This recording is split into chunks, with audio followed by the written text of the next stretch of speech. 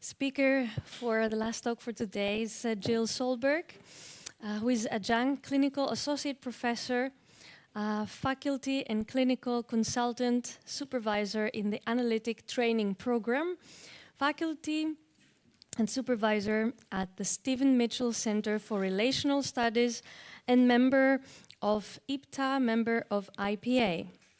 She's associate editor of Psychoanalytic Dialogues, reviewer for the International Journal of Psychoanalysis, and part of the editorial board of Psychoanalytic Quarterly. She also is co-editor of Psyche and Soul, Psychoanalysis, Spirituality and Religion in Dialogue. Among her publications are Transgenerational Trauma, a Contemporary Introduction, edited together with Shugrand, and The Wounds of History, Repair and Resilience in the Transgenerational Transmission of Trauma. So if you would like to tell us more. Thank you. Thank you. Thank you to the Freud Museum for inviting me. I find myself amongst scholars, and I'm the sole clinician in a way. So we'll see how it goes. I titled mine, Living While Humanity is on the Precipice, Psychoanalysis, Ethics, and Human Nature. Following Descartes, I think, therefore I am, many writers have posited that what differentiates the human species from other species is the capacity to reflect on one's own existence and one's own death.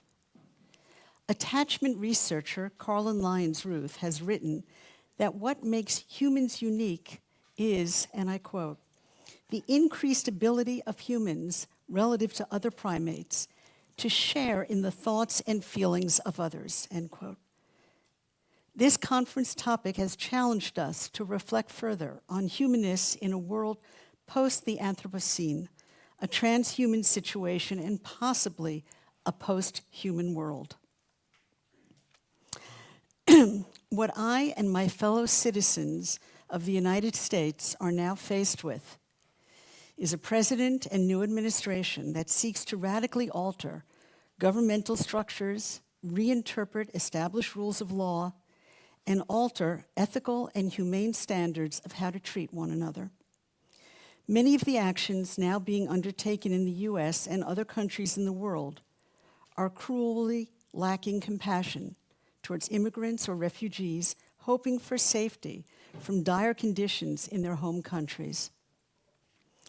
Donna Orange, whose untimely passing has saddened me and so many of us here and with our other colleagues, wedded her philosophical training with psychoanalysis drawing upon Levinas. She believed we were inherently relational, and thus we are bound ethically to one another. This conference honors her memory, and in furtherance of that, it is incumbent upon us to not allow her insistence on an ethical, just stance towards the other to fall by the wayside.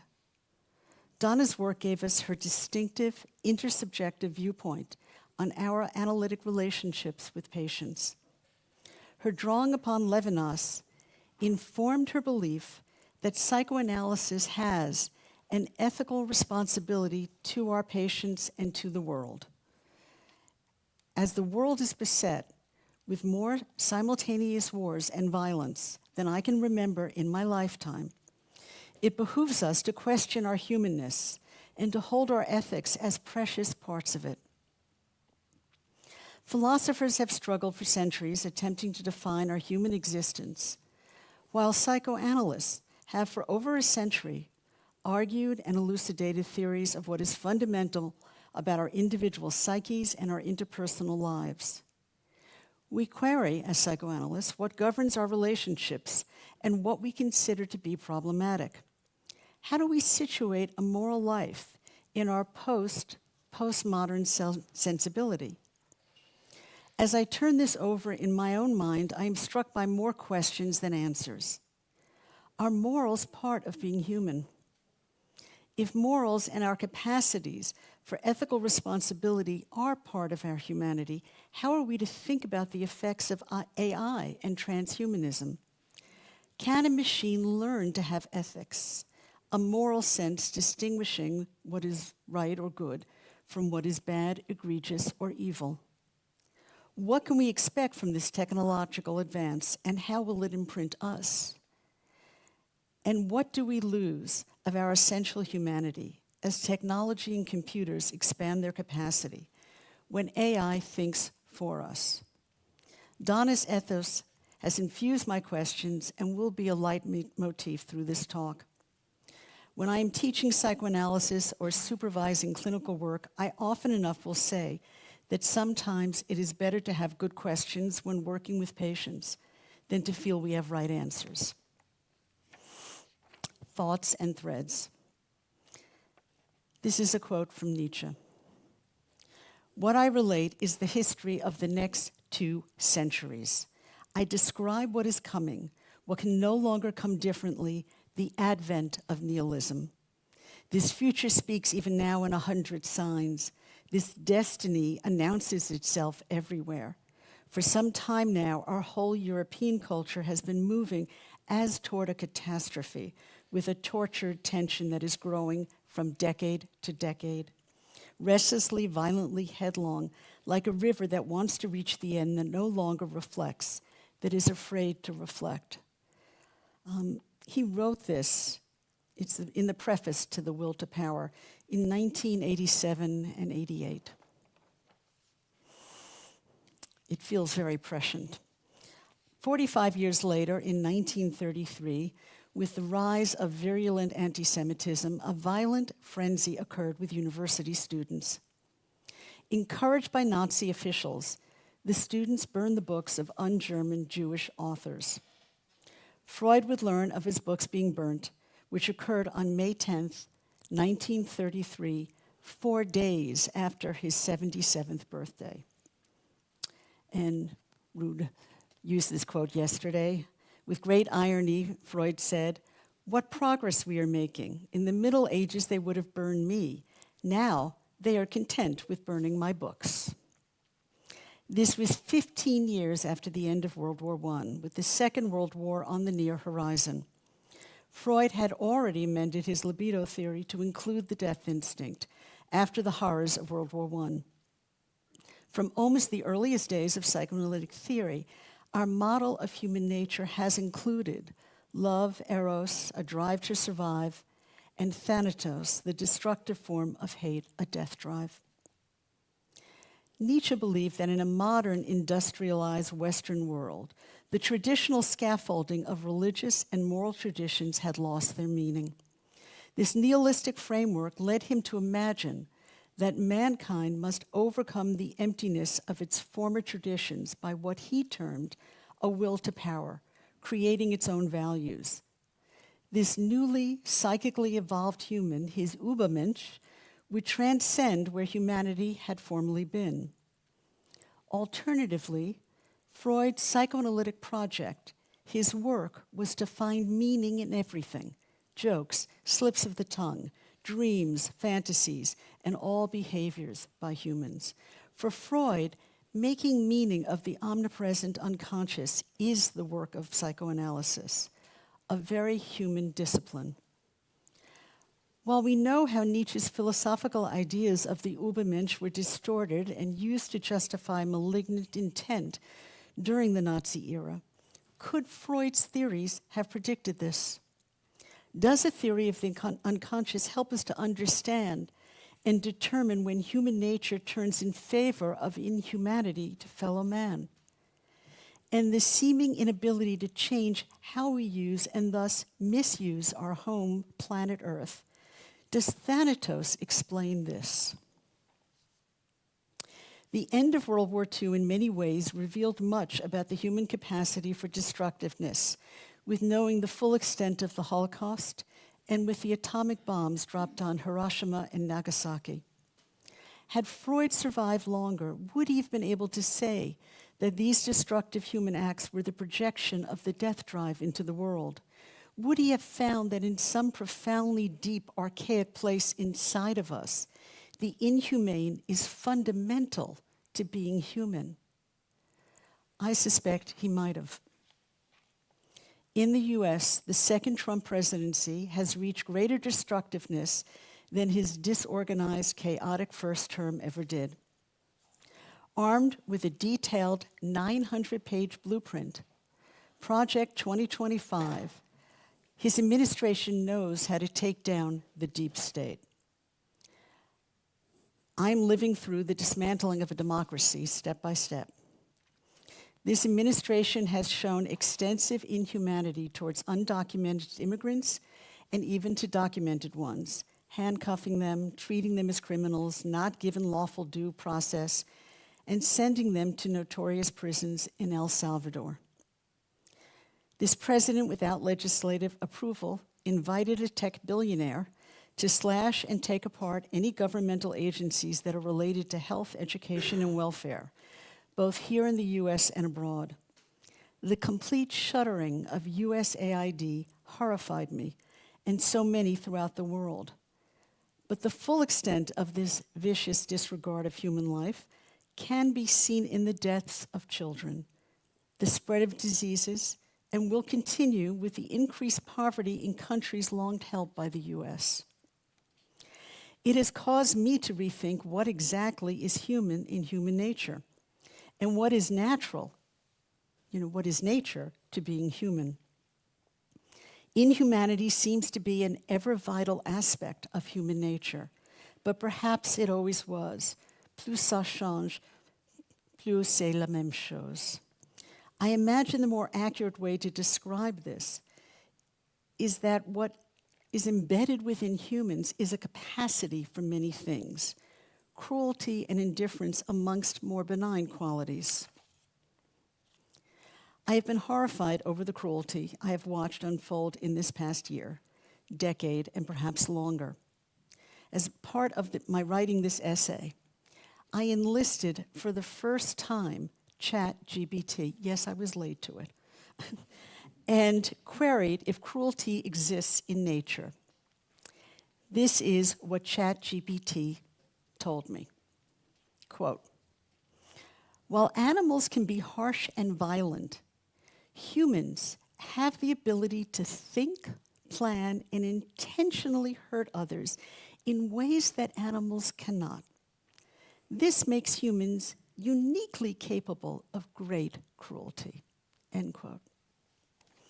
It gave me new respect for ChatGPT. Ethics and human nature. It was Levinas in his Debt to and movement beyond Husserl's phenomenology and away from Heidegger's emphasis on das Sein, who made ethics the foundation of his philosophical treatise.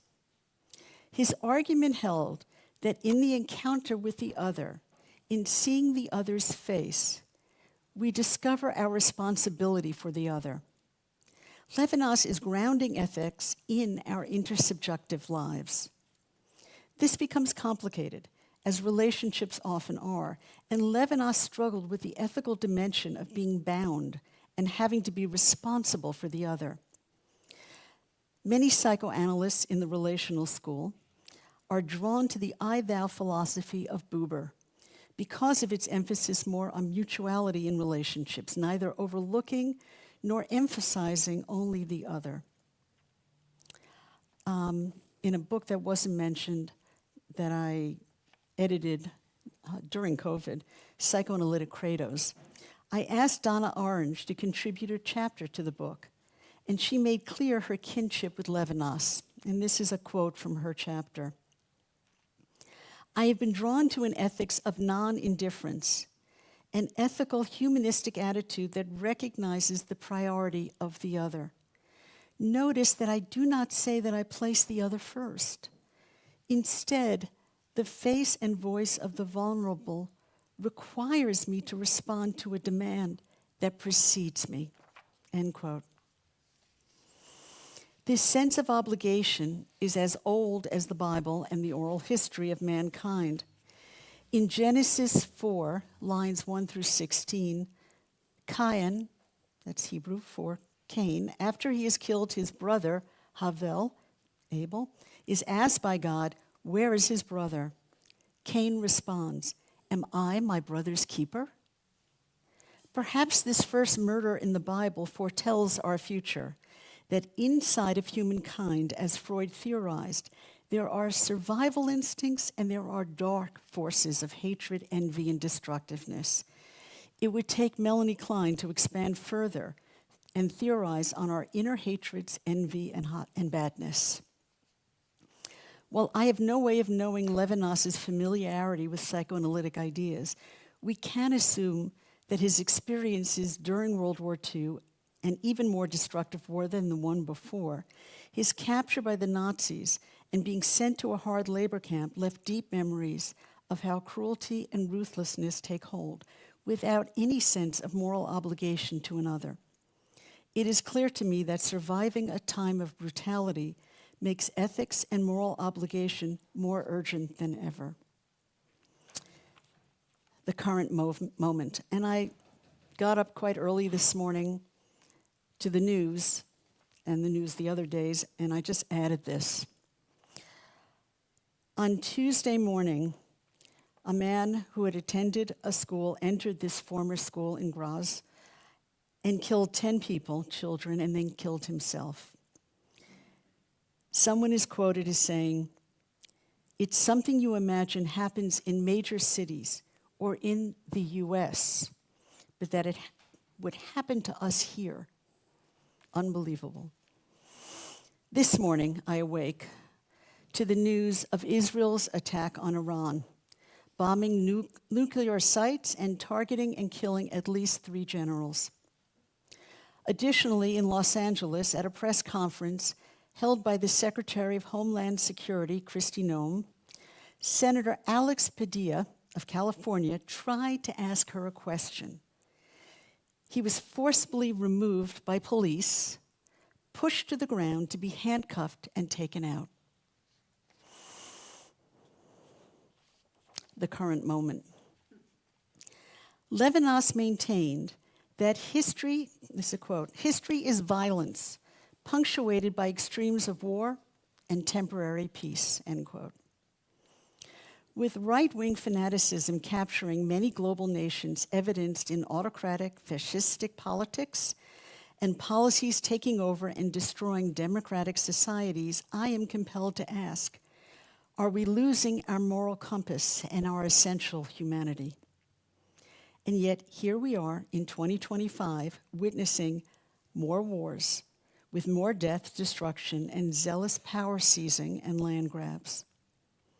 Among this disregard for human life and community, we are simultaneously on the verge of greater technological advances, promising to improve and alter our lives.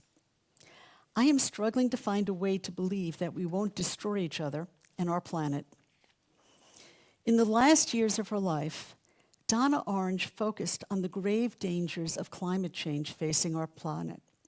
She took seriously what climatologists were predicting and spurred her to a kind of cri de coeur in her writings and talks.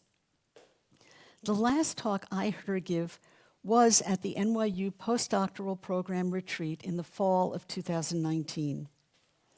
She said that climate scientists had predicted that we had 10 years, 12 at the most, to change dramatically our burning of fossil fuels before the changes in our climate and global world would speed up geometrically without our being able to stop the cascading effects. I think of her when I see the catastrophic storms that can wipe out communities in the world. While I watched last year the wildfires burning Canada's arboreal forest, and this past fall, the uncontained fires in Los Angeles, decimating complete areas of homes, lives, and of the earth. Donna linked this to a world impoverished without ethics, and this is a quote of hers. What is climate justice? Like every injustice discourse, it means acknowledging and addressing injustice. It includes the psychoanalytic work of remembering colonization, chattel slavery, and their lived continuance today, and working through. Working through includes the work of repentance, repair, and reparation. Those who suffer most from the climate emergency are those who have contributed to it the least, our brothers and sisters from Latin America, Africa, and the Middle East, end quote. She believed that climate injustice was a form of racism. She takes up what Levinas termed radical ethics. His concept was that we have an obligation, a responsibility towards the other that does not go away just because we don't see it or dismiss it or dissociate it. While Orange acknowledges that Levinas' sense of obligation to the other can be extreme sounding, she argues that he is insisting on an ethics of care. This is the last section, The World on Fire. Last summer, while visiting my sister in Idaho, the sky at dusk took on an eerie color, somewhat as if I was standing on the set of an apocalyptic movie. No Hollywood backdrop. This was all too real as wildfires were continuing to burn in Oregon. These fires consumed 270,000 acres. While I took time to visit my family, go hiking, and relax, the conflagration in Oregon continued. Each evening we would see this kind of sunset, unnatural and yet strangely riveting. I took this photo and I titled it, As the Fires Burn. In our human lives, there are other fires that keep burning relentlessly. I am referencing the traumatization that occurs time and again in families, communities, and countries, while the wars that keep on raging on. In my own work on the transgenerational transmission of trauma, I have tried to contribute to what can be referred to as the transgenerational turn, a kind of paradigm shift in psychoanalysis and trauma work. I have seen how psychoanalysis has simultaneously addressed and denied the wounds of history, enacting what Judith Herman termed our episodic amnesia about trauma. We know the problematic effects of trauma can be seen not only in the traumatized person, but in their children and the generations that follow, in both the psychological effects and the epigenetic effects. We as citizens of the world are caught as bystanders who watch or look away, but often cannot bear the grief and profound loss occurring to our sense of humanity.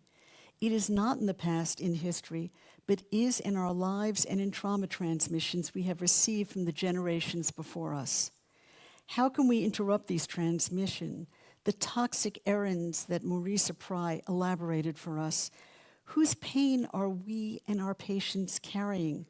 And how can we free ourselves, our world, from the vengeance and destructive hatred that our ancestors had bequeathed us? Donna Orange strove to awaken us to the ethical demands of being a psychoanalyst, a helper, and caregiver. Her legacy of commitment to radical ethics is ours to learn from, embody, pass on to the next generation of psychoanalysts, and help society to internalize and remember the ethical responsibility towards each other. Thank you.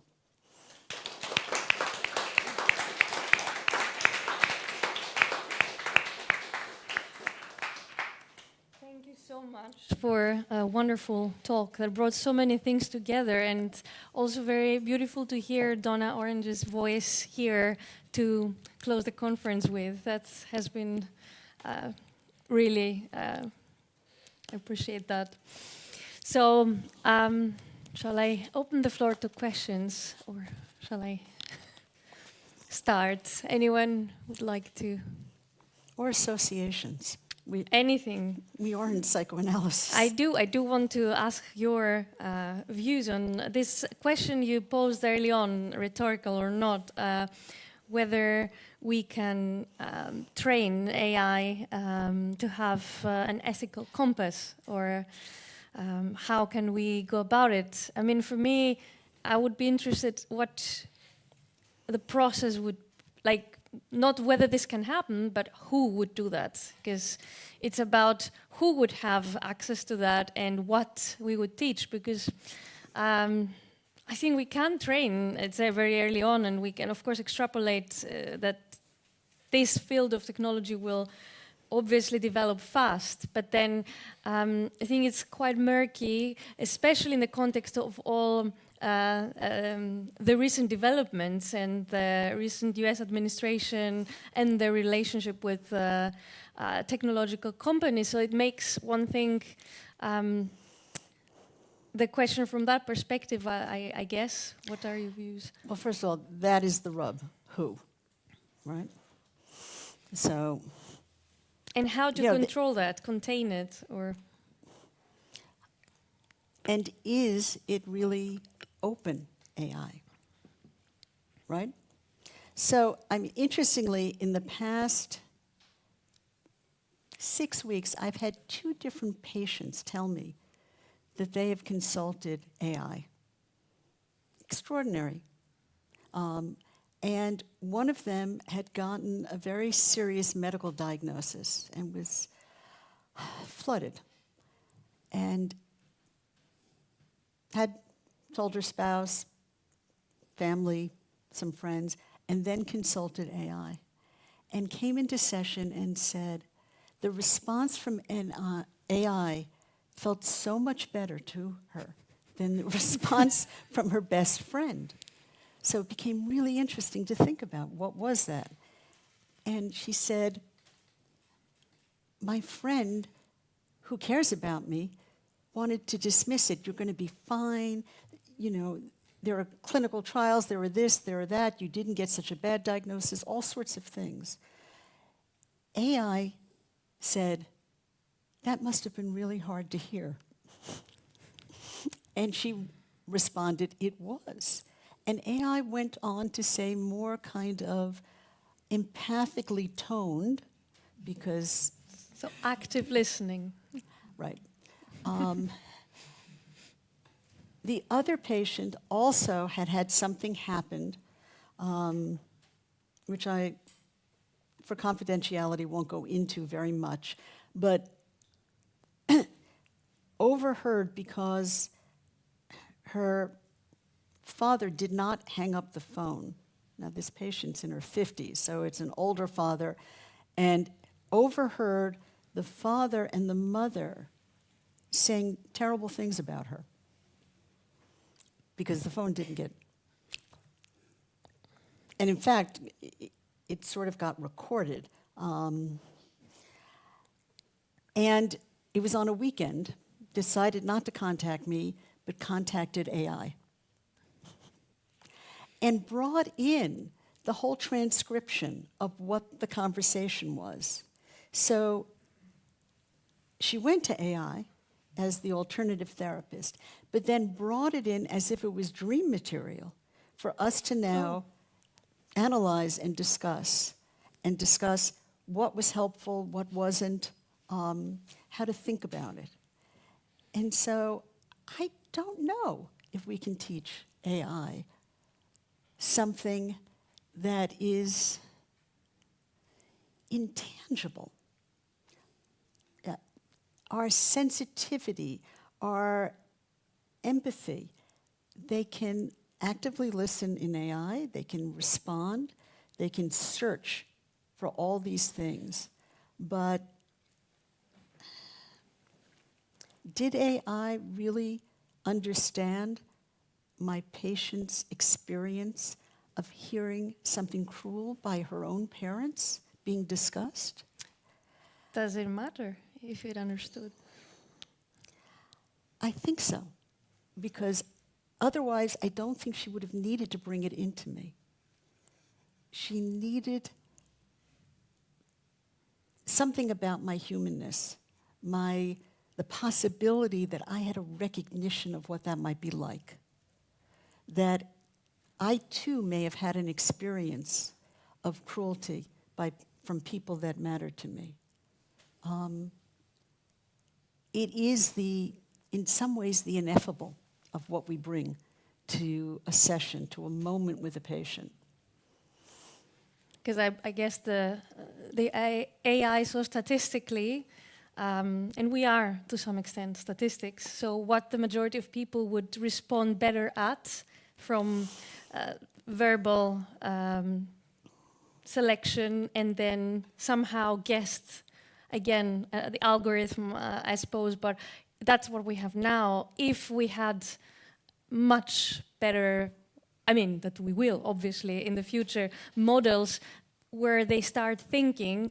In this case, I don't know, does it matter if it thought or if it just regenerated something? Is it the effect that matters for the patient, or is it the connection to you, to the therapist? Well, it depends what matters to them. I don't know what your experience is, but sometimes isn't the result of feeling better more important to some patients rather than connecting? I don't know, playing devil's advocate now. No. It's a legitimate question. And how long does feeling better last? And is feeling better actually the goal of psychoanalysis? Right? Probably. We would have such a long discussion and argument about what the goal of a psychoanalysis is. But I am curious to throw out to you. You may all have other questions, but There's one question. Who has had contact with AI in some way other than tell me this data? Like in some profound. And what was that experience like? Because that's where we're all going to be. Perhaps it's controversial what I would say, but I just want to take a counter view to the idea that AI would become ethical because we would recognize it as ethical. So, and it reminds me of, sorry, I'm out of breath.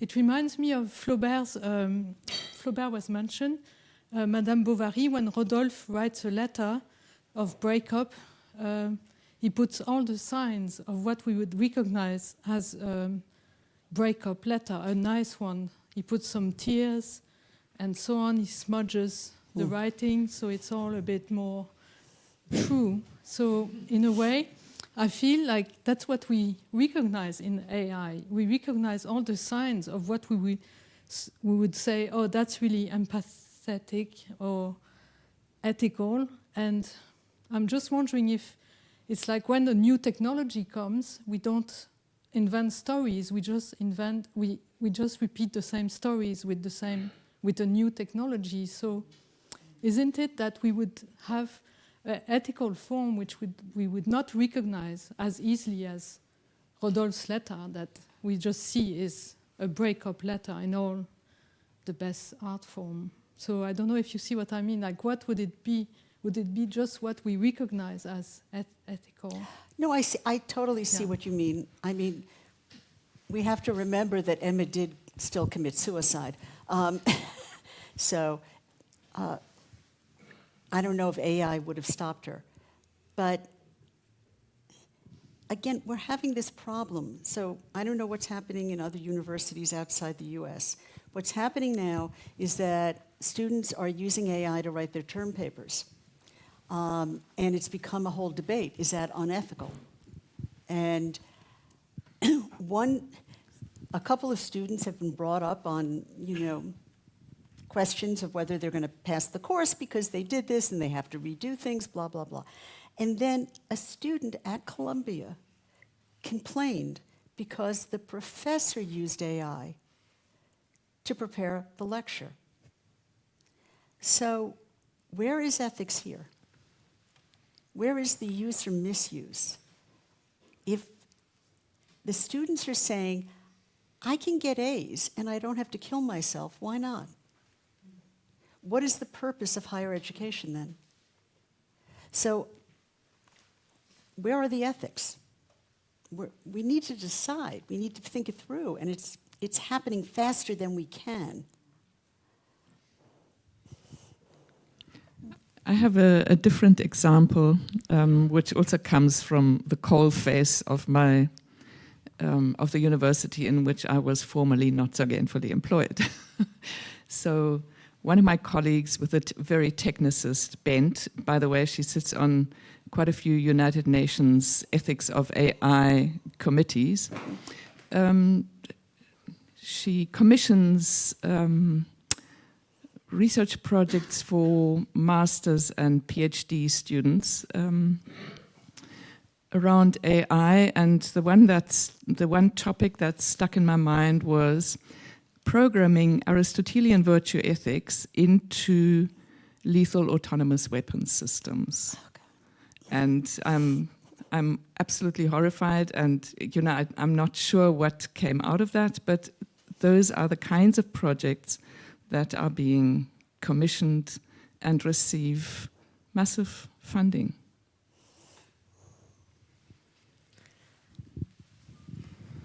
I can piggyback on that, right? Is that right? Yeah. Because I think the time is over already with AI, where it's just the tool that we use to better our research or write our papers. Sure. Because as many, especially those who invented AI, and I think they're important to listen to, it's now at a point where it makes decisions for us. And for instance, such as what you were saying, that as Harari says, in a war, the humans are still the ones who pull the trigger, but it's AI to decide who are the targets, which rather specifically contributed, for instance, at the beginning of the Gaza war, that many more civilians were killed because the Israeli army relied on statistics provided by AI. So this is constantly feeding on itself, and really, as he also said, which makes a lot of sense to me, is AI doesn't rest. We need to rest. We have schedules. We need to sleep. AI is constantly. So as the systems all talk to one another, where, what was true yesterday is already not, of course, true today. But there's one, I could go on with all the dark visions, but I thought that there was one use, other than sometimes the AI, I think, videos that can be hilarious, one use of AI, which Alessandra Lemmer portrayed last year at a different conference on absence, where she said that there are now chat boxes where you can recreate the person who had died. And if you had not done any morning work, you could conjure them up and have conversations with them that you would not have had, you were not to have had while that person was still alive, and that was quite beneficial for the people who had lost a dear one. That's the most positive I've heard so far. So in addition to bereavement process?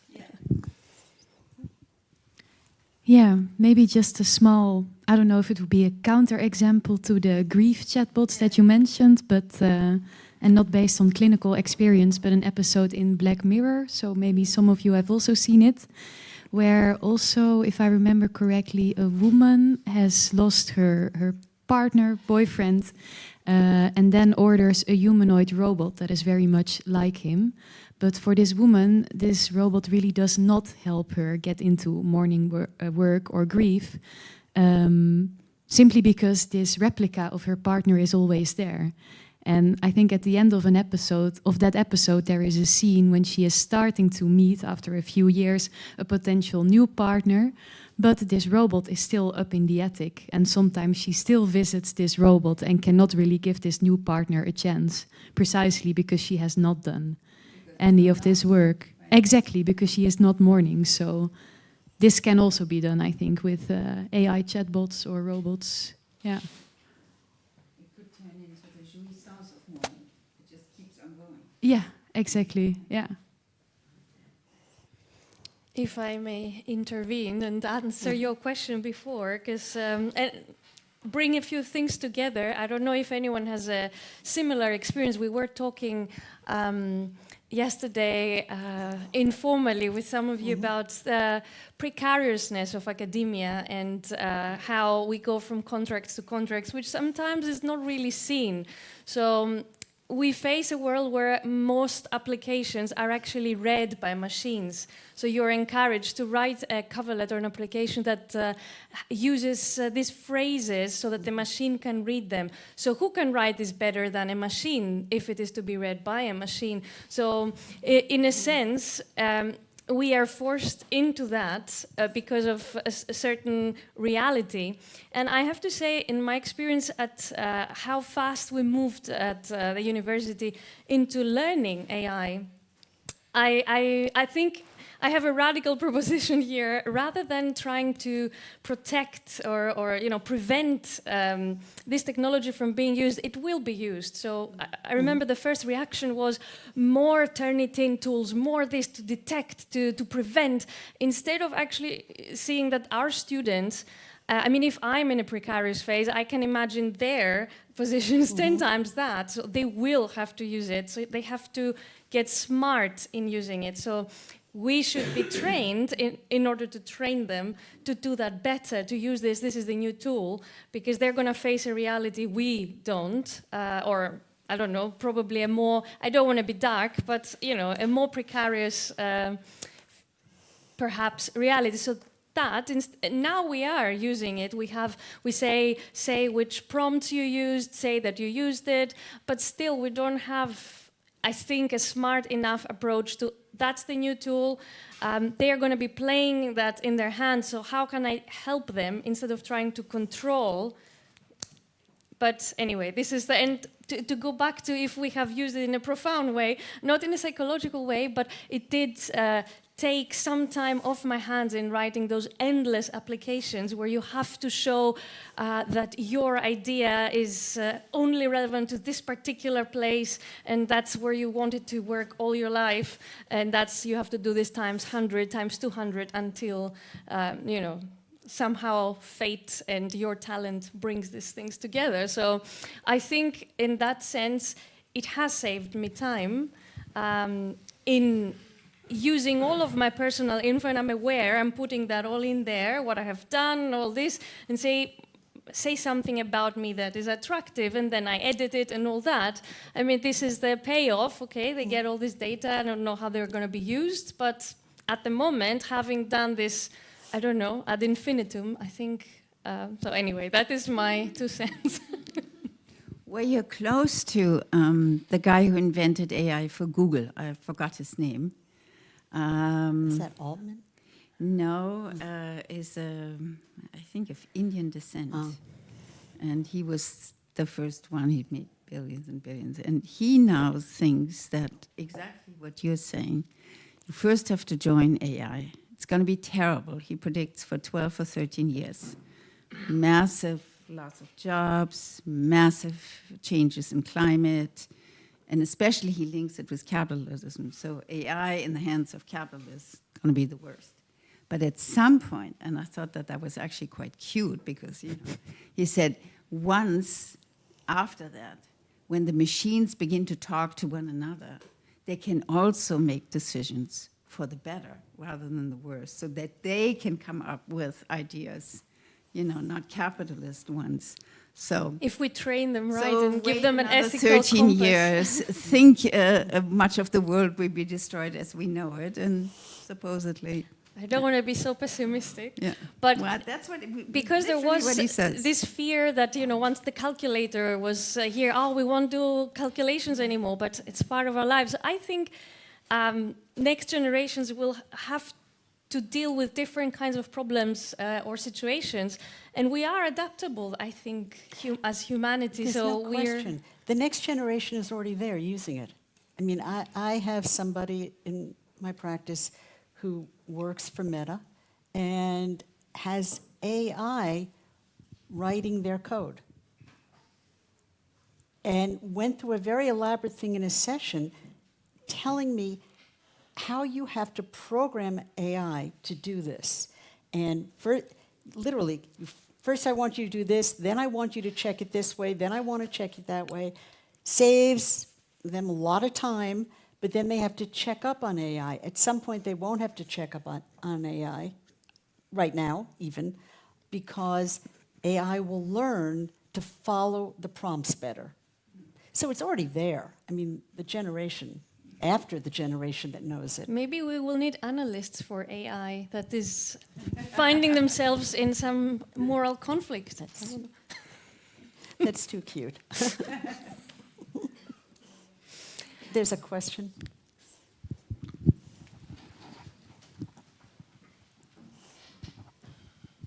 I just wanted to say the conversation around, did you, if someone watched the film Her? I'm having trouble hearing you. The film Her. Yeah. Yeah. So, but then at the end, the AI or whatever, the super ever-growing intelligence, it just goes away in the end. Yeah. And you're just by yourself again. Like, that's a decision it takes for itself and for humanity in that sense. I don't know. Yeah, at the end of the movie, abandonment still happens. Yes. Yeah. But I really liked your talk about the ethics and facing each other, even though you're not facing each other. And I also wanted to put in like what AI costs in the sense of resources, money, where the costs come from, what place of the earth. Yeah, but I also think it really goes back well to Esther and, sorry for Colin, to their talks in the sense of, I don't know, where do you take it, or should you use, I don't know, it's like, can the master's tool dismantle the master's house? In that sense, should we use it in a political sense or not? So is it like also an ethical imperative to use it even though it's hurtful? I don't know. That's also a question. Maybe. It's true. I mean, I think we all agree that when it's used medically to detect cancers and tumors, we all think that's wonderful. When it's used like a scalpel to drop bombs, we're not so sure, right? And there's a whole world in between those two examples. There's one question here. One more. Hi, I just had a quick comment. I'm not from here, so just really a pleasure to get to hear about this and join. But I was looking for the Otto Wagner post office, and there was a exhibition called The Unexpected Inquiries on Human-AI Interaction. So that's until June 28th, and as people explore the idea of ethics, technology, drones, AI, different people leaving their roles because of protest, I think that's quite interesting. And then also one thing that caught my attention, I think Otto Wagner Post Office is the University of Applied Arts, Vienna. It might be in that same location. Anyways, there was also another article from 972 magazine called A Mass Assassination Factory Inside Israel's Calculated Bombing, and so on. So I think when we think about how these technologies are used, what are the implications, and how is it affecting people who don't want to work in big tech anymore? I, for one, know a lot of people have left really great six-figure jobs at Amazon and Facebook and Google, and who's left if all the good people are leaving? So it's even more scary. Thank you. I have that feeling about government as well. I have that feeling about government as well. Who's left? So one last question. Yes, please.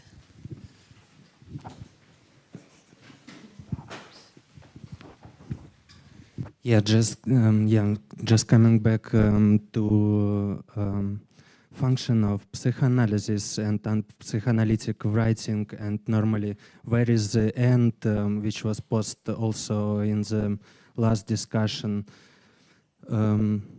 Actually, not as a task of psychoanalysis is that there is kind of no end in general, that knowing kind of Freud, how to say, love to the Jewish jokes, and also you mentioned Levinas, so it was normally about kind of knowing Freud kind of some controversial ideas as well, but also there was a lot about kind of criticizing capacity of regionalization and moral judgment, which came actually from the religization of ecclesial event. You know, when the church became more representational in form of architecture or the image of dominance and martyrs, martyrdromy, and so on. But before it was kind of more some kind of empathical illusion, kind of more kind of constant thanksgiving, if you want, or so on. Yeah. So normally, maybe problem lies more in kind of moral judgment that you also mentioned, kind of Trump, and normally difference between their moral judgment and the judgment of the people, other people. You know, they think they're perfect. They impose some authority and populism and so on, and they cut some certain, as you say, community bounds and so on. And yeah, just if maybe the problem of, or the end of psychoanalysis, that there is no end and we live in the afterlife already or so on, but the problem is in populism and racism, kind of, yes. Was there a question in there? In the end, the question was if you can refer back to the end of psychoanalysis or critical capacity of psychoanalysis, because you were also mentioning, yeah, moral judgments and Levinas and yeah. Well, you know, as a psychoanalyst, I think we try to leave moral judgments outside the consulting room.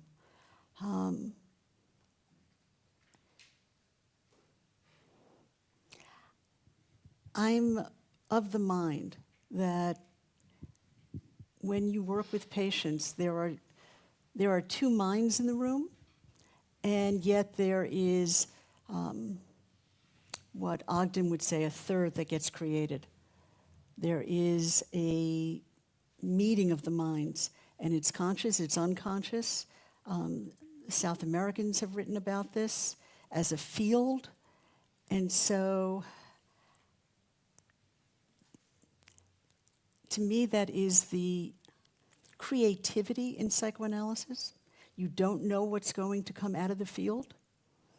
There's the surprise of something, and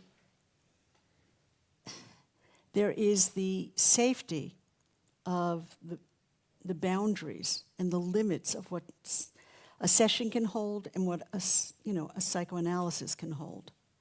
And Freud's final paper on termination is very clear, and I think that you were getting at this, the idea of unendlich, the infinite work that can't happen during an analysis, but that we have to do the endlich, the work that can be done, the finite, to be able to allow the possibility of the person continuing the unending work. And that's part of humanness. I don't know if that answers it.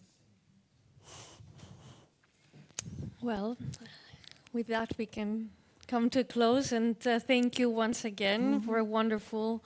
And thank you for wonderful moderating. Thank you.